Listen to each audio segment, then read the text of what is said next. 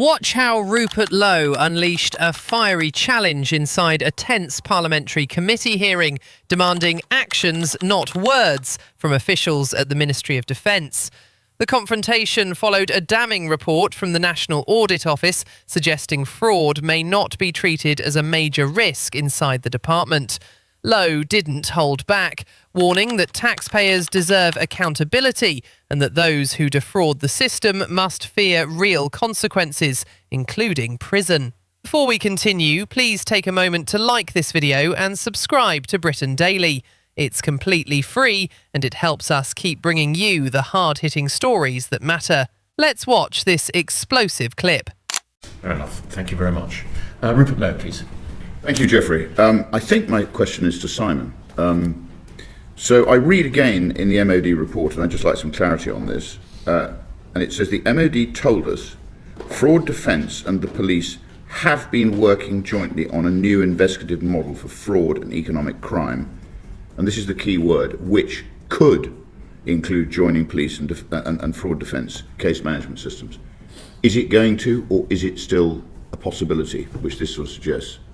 So 2 points, if I may. The first point in relation to the development of joint working, which is much further than the embed in the hotline. This is being developed at the moment as a course of action which is broader than the MDP and fraud defence, which also includes the single service police. Because they have an ownership of this responsibility as well. And that is being worked through at the moment as part of wider defence reform. But that's a very complex area because that's looking at the whole set of capabilities that sit within the service police and how you manage the level of investigation and ownership through two different criminal justice systems. Specific to the point that you make around the outcome, and what that looks like as far as how you would then develop that through a case management system. Firstly, fraud defence are developing access to an alternative system, which Anine might be able to comment on. We ourselves in the Ministry of Defence Police are embarking on developing a new system that is broader than just case management. It also involves command and control, intelligence. That process is now, I believe, through a tendering process. There may be opportunities there for licensing opportunities for fraud defence to have access to that, but that will be very much governed by whether or not the access controls can be put in place around protection of police information, as per the Information Commissioner's Officer under MOPI, under the necessary data protection law. So that's all being worked through at the moment, but the ambition is very much to see how we can dare to share, very much also through blended ways of working, which, again, having made the point earlier, means that we work to the sum of our parts, but recognising the independent skills and capabilities that are required. I mean, I think that word should be should, not could, because it seems to me common sense. And I hear your answer, and I hear you talking about reasons why it's difficult for it to happen. I think you've got to overcome those problems, because this is fraud, this is dishonesty, and as I said, this needs to be dealt with. And I think, you know, we've moved from basically a nation of shopkeepers, and as the private sector is taxed into oblivion and the public sector grows like a weed, you are going to see more fraud. The nation of shopkeepers used to keep their own accounts. The state's incapable of keeping its accounts. So I don't know, I've always had this theory, and I'd be interested to know what you think, that the state often builds up great big numbers of people who don't communicate, don't work together, they sit in silos, and they cost the taxpayer a lot of money. I actually think if you put together a lightweight team, which is a combination of both the police and the MOD, you use your whistleblowing line to effectively identify cases that need to be investigated. You can then work through those, investigate the ones you need to. But equally, if you decide you want to drop without any notice on a department, and you want to do a thorough audit of what they're doing and pull apart every single thing they're doing, if need be, listen to tape recorded lines, listen, whatever you do. I don't know whether you tape record lines. In financial services, everything was taped. You could go back and you could listen to messages, phone calls, every single detail, orders placed, the lot. Now, I don't know whether you do that. But if you have a genuine desire to look after the taxpayer, I think you do need to get this lightweight team, which will cost you a lot less than a vast group of people who don't talk to each other. And then you make people fear what happens when they're caught doing something wrong. And as I said earlier, people have to fear that when they get caught doing something wrong, they go to prison. Prison is not a comfortable place. So you've got to have some fear in there so that these people who are basically procuring large quantities of arms and munitions and other things, which are now so important to the country, if they're caught committing fraud, they get punished. And I don't know, I'd be interested to know, why can't you cut down this fixed cost base and set up a joint venture which actually attacks the issue?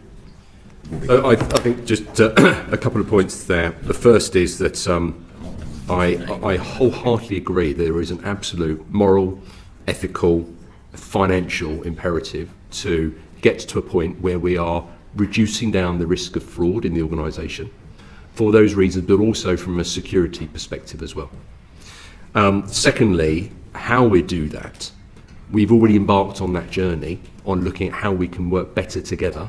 The NAO report is helpful in the sense that it holds that mirror up to where some of the risks and vulnerabilities are. The assuring part is that we're already in train on delivering some of those capabilities, and bar the detail of how that work and how we coalesce together, which is still in development, very much the direction of travel is to do something where the whole is greater than the sum of its parts, according to the individual capabilities of each part of the organisation.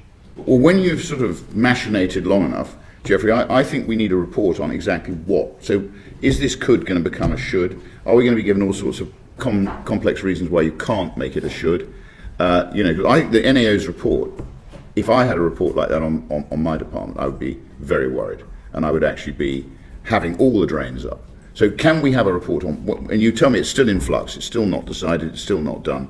Rupert, we want action, not words. Rupert, we will deliberate on all of the evidence Yeah. we've heard today. We will produce a report with recommendations, and I don't know, I can't preempt what's going to be in our report, but we will look at all these things. Okay. And if I may, the counter fraud strategy refresh, which will be in September, will absolutely set out how we're taking forward the joint investigative model, because you're quite right. We see that as the heart of how we effectively join up. We did review the structure between counter fraud and MDP to make sure that we thought it was still the most robust model, and what we concluded from that was but we wanted to codify some of the governance arrangements, which again will be included in the strategy refresh that you will have sight of the summary of that.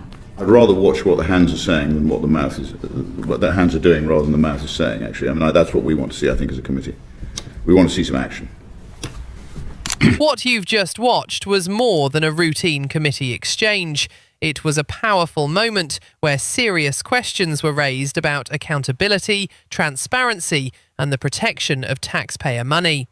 During this intense hearing of the Public Accounts Committee, Rupert Lowe pushed officials from the Ministry of Defence to confront an uncomfortable reality. Fraud within government systems is not just a theoretical problem, it's a real risk with real consequences. The debate stemmed from findings by the National Audit Office, which warned that the Ministry of Defence had shown reluctance to treat fraud as a major threat. For many MPs, that suggestion alone raised alarm bells, but Lowe took the criticism even further. He argued that when fraud occurs inside government institutions, especially within departments responsible for national security and defence, the impact goes far beyond financial losses. It undermines public trust, national security, and confidence in the institutions meant to protect the country. That's why his message during the hearing was blunt and uncompromising. He warned that the state cannot simply rely on complex systems, endless reviews, or layers of bureaucracy to solve the problem. Instead, he suggested a more direct approach, better coordination between police, investigators and defence authorities, along with stronger enforcement when fraud is discovered. In other words, real consequences for real wrongdoing. Lowe even argued that people who commit fraud against the government must genuinely fear punishment, including the possibility of prison. His reasoning was clear. Without real deterrence, the system risks becoming vulnerable to those willing to exploit it. But the officials responding to him emphasised that reforms are already underway. They pointed to ongoing efforts to improve cooperation between investigative teams, police units and defence departments. Plans are being developed to create joint systems, strengthen case management, and ensure investigations are handled more effectively across different agencies.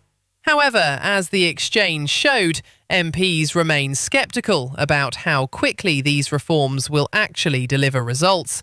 And that scepticism is understandable. After all, the cases mentioned during the hearing, where individuals were convicted of defrauding the Ministry of Defence of hundreds of thousands of pounds, demonstrate just how serious the problem can become if oversight fails. For taxpayers watching from outside Westminster, moments like this highlight an important truth. Parliamentary committees are one of the few places where government departments can be directly challenged, questioned, and held accountable in public.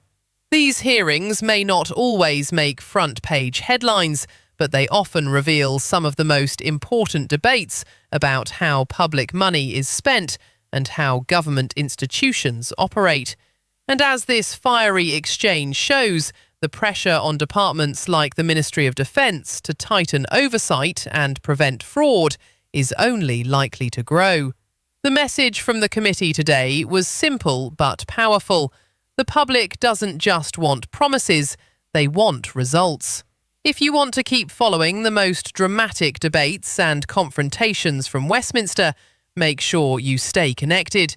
And if you enjoyed this breakdown of today's explosive committee clash, don't forget to like this video, share it with others, and subscribe to Britain Daily so you never miss the next major moment from British politics.